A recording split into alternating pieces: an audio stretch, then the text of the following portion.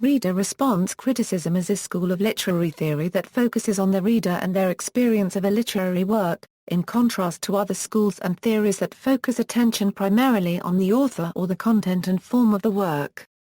Although literary theory has long paid some attention to the reader's role in creating the meaning and experience of a literary work, modern reader response criticism began in the 1960s and 70s, particularly in the US and Germany, in work by Norman Holland, Stanley Fish, Wolfgang Iser, Hans Robert Jauss, Roland Barthes, and others. Important predecessors were I. A. Richards, who in 1929 analyzed a group of Cambridge undergraduates' misreadings.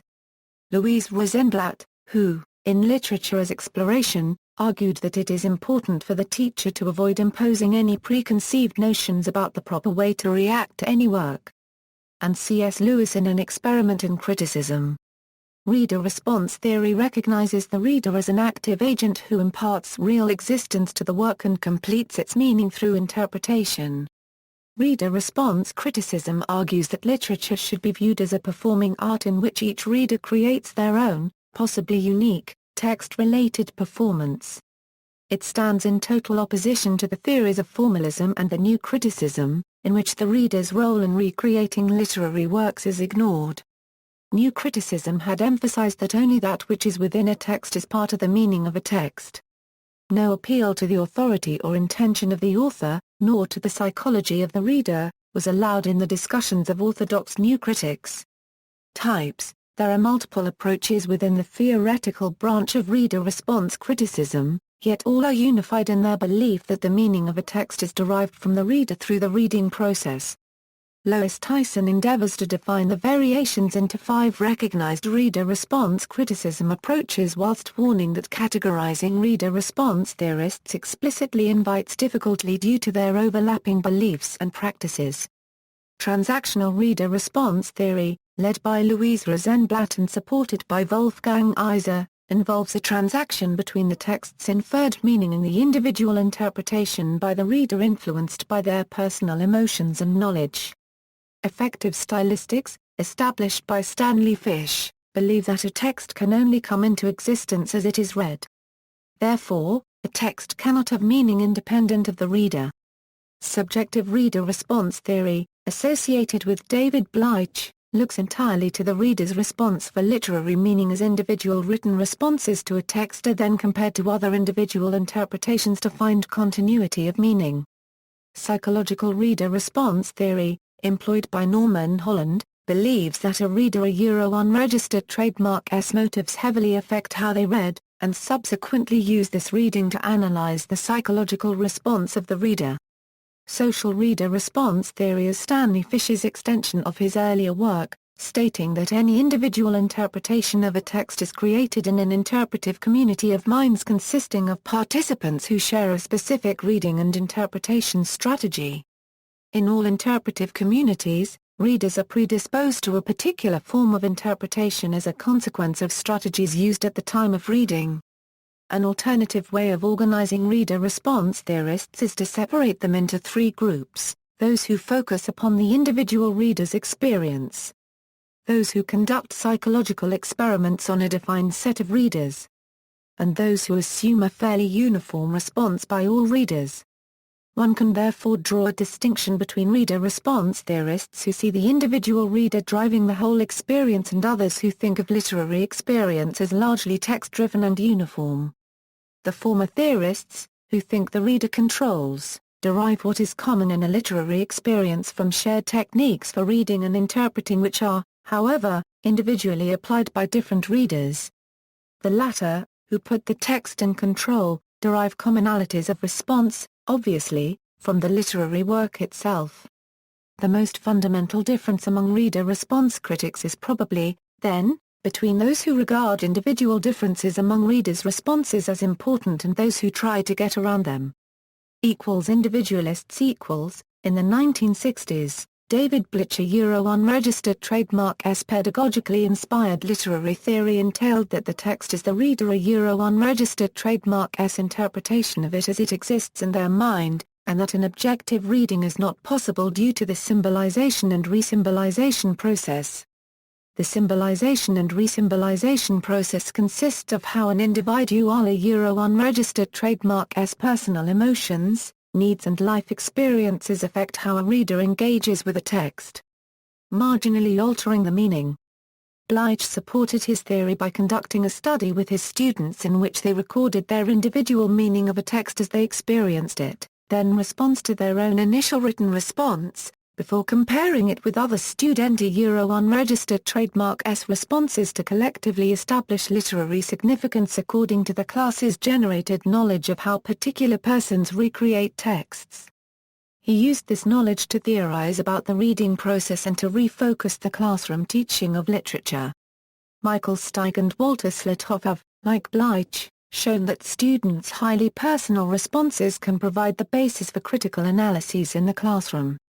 Jeffrey Berman has encouraged students responding to texts to write anonymously and share with their classmates writings in response to literary works about sensitive subjects like drugs, suicidal thoughts, death in the family, parental abuse and the like. A kind of catharsis bordering on therapy results. In general, American reader response critics have focused on individual readers' responses. American magazines like Reading Research Quarterly and others publish articles applying reader response theory to the teaching of literature. In 1961, C.S. Lewis published an experiment in criticism, in which he analyzed readers' role in selecting literature. He analyzed their selections in light of their goals in reading. In 1967, Stanley Fish published Surprised by Sin, the first study of a large literary work that focused on its reader's experience. In an appendix, Literature and the Reader, Fish used the reader to examine responses to complex sentences sequentially, word by word. Since 1976, however, he has turned to real differences among real readers. He explores the reading tactics endorsed by different critical schools, by the literary professoriate, and by the legal profession, introducing the idea of interpretive communities that share particular modes of reading. In 1968, Norman Holland drew on psychoanalytic psychology and the dynamics of literary response to model the literary work. Each reader introjects a fantasy in the text, then modifies it by defense mechanisms into an interpretation. In 1973, however, having recorded responses from real readers, Holland found variations too great to fit this model in which responses are mostly alike but show minor individual variations. Holland then developed a second model based on his case study's 5 readers reading. An individual has a core identity theme. This core gives that individual a certain style of buying and reading. Each reader uses the physical literary work plus invariable codes plus variable canons plus an individual style of reading to build a response both like and unlike other readers' responses.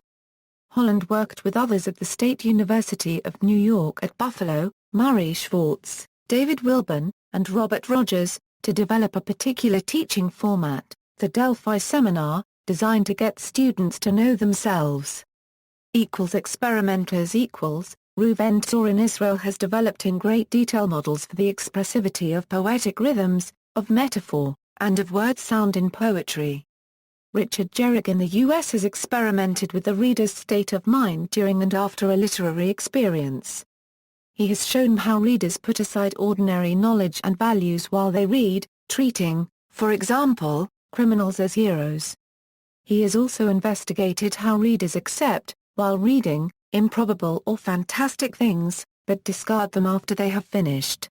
In Canada, David Miele, usually working with Donald Quicken, has produced a large body of work exploring emotional or affective responses to literature, drawing on such concepts from ordinary criticism as defamiliarization, or foregrounding. They have used both experiments and new developments in neuropsychology, and have developed a questionnaire for measuring different aspects of a reader's response. There are many other experimental psychologists around the world exploring readers' responses, conducting many detailed experiments. One can research their work through their professional organizations, the International Society for the Empirical Study of Literature and Media, and International Association of Empirical Aesthetics, and through such psychological indices as PSYS-Info. Two notable researchers Adolf Zillman and Peter Vorderer, both working in the field of communications and media psychology. Both have theorized and tested ideas about what produces emotions such as suspense, curiosity, surprise in readers, the necessary factors involved, and the role the reader plays. Jeanette Robinson, a researcher in emotion, has recently blended her studies on emotion with its role in literature, music, and art. Uniformists equals, Wolfgang Iser exemplifies the German tendency to theorize the reader and so posit a uniform response. For him, a literary work is not an object in itself but an effect to be explained. But he asserts this response is controlled by the text. For the real reader, he substitutes an implied reader, who is the reader a given literary work requires. Within various polarities created by the text, this implied reader makes expectations, meanings, and the unstated details of characters and settings through a wandering viewpoint. In his model, the text controls.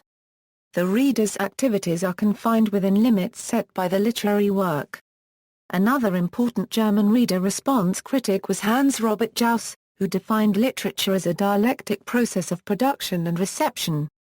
For Jauss, readers have a certain mental set, a horizon of expectations, from which perspective each reader, at any given time in history, reads. Reader response criticism establishes these horizons of expectation by reading literary works of the period in question. Both Iser and Jauss, and the constant school they exemplify, return reader response criticism to a study of the text by defining readers in terms of the text.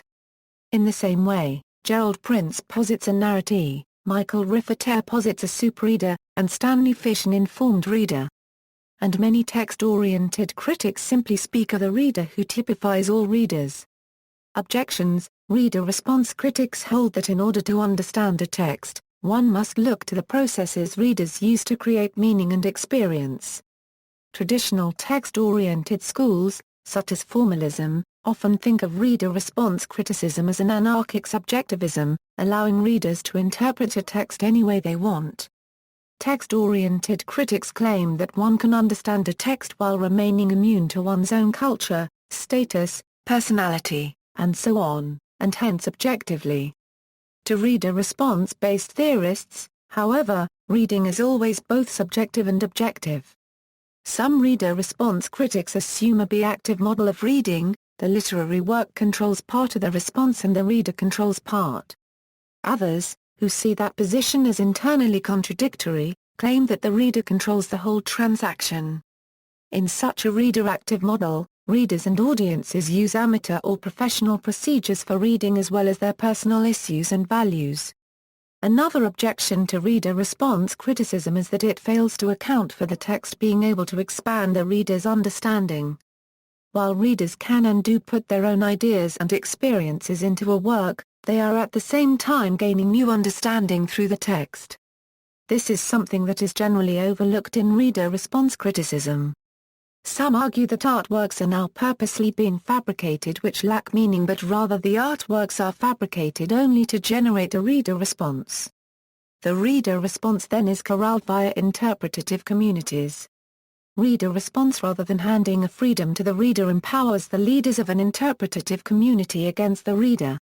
The reader has no ground to evaluate the artwork as the artwork is senseless. Only a reader response, basically an emotive response, is legitimate. The web provides an ideal way to form such interpretative communities.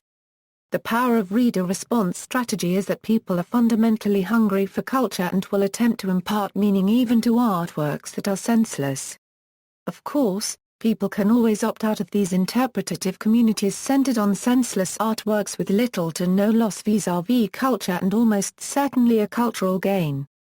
Extensions: reader response criticism relates to psychology, both experimental psychology for those attempting to find principles of response, and psychoanalytic psychology for those studying individual responses. Post-behaviorist psychologists of reading and of perception support the idea that it is the reader who makes meaning. Increasingly, cognitive psychology, psycholinguistics, neuroscience, and neuropsychoanalysis have given reader response critics powerful and detailed models for the aesthetic process.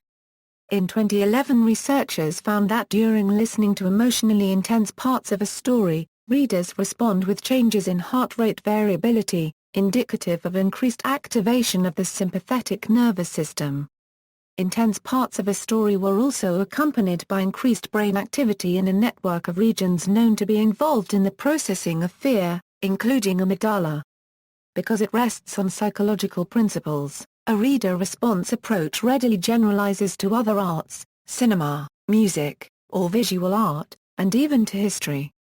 In stressing the activity of the scholar, reader response theory justifies such upsettings of traditional interpretations as, for example, deconstruction or cultural criticism.